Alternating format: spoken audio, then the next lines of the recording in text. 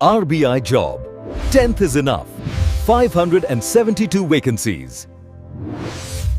ஜெயின் தோஸ் welcome back to army info Tamil channel. இன்றைக்கான வீடியோவில் பார்த்தீங்கன்னா நமக்கு வந்து ரிசர்வ் பேங்க் ஆஃப் இந்தியாவில் வந்து வேக்கன்சிஸ் வந்து அலாட் பண்ணியிருக்காங்க.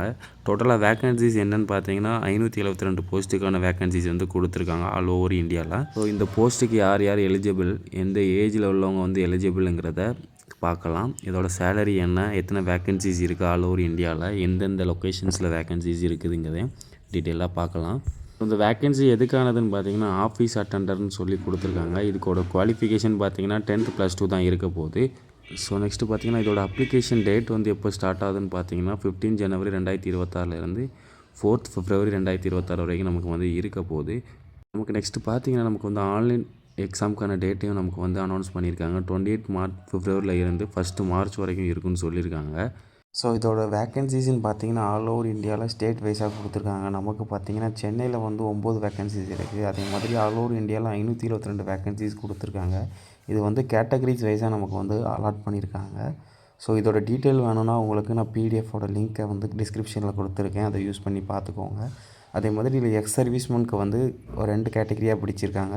அதில் வந்து எக்ஸ் சர்வீஸ்மேன் ஃபஸ்ட்டு கேட்டகரியில் வந்து டிசேபிள்டு பர்சனும், செகண்ட் கேட்டகரியில் வந்து நார்மல் பர்சனும் வருவாங்க. அவங்களுக்கான வேக்கன்சிஸும் ஸ்டேட் வைஸாக நமக்கு வந்து அலாட் பண்ணியிருக்காங்க.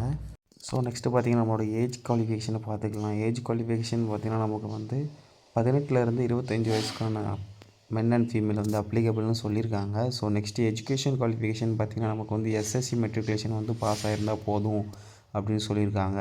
ஸோ இதோட குவாலிஃபிகேஷன் பார்த்தீங்கன்னா 10th பாஸ் ஆகிருந்தாலே போதும்னு சொல்லியிருக்காங்க. ஸோ இதில் எக்ஸ் சர்வீஸ்மேனுக்கு பார்த்தீங்கன்னா உங்களுக்கு வந்து 10th குவாலிஃபிகேஷனில் நீங்கள் 15 இயர்ஸ் வந்து சர்வீஸ் பண்ணியிருக்கணும் அப்படின்னு சொல்லியிருக்காங்க.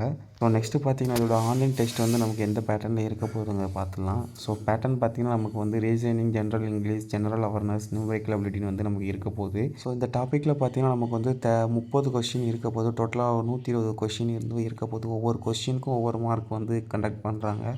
ஸோ நமக்கு வந்து 90 மினிட்டில் 120 மார்க் வந்து நம்ம எழுதுகிற மாதிரி இருக்கும்.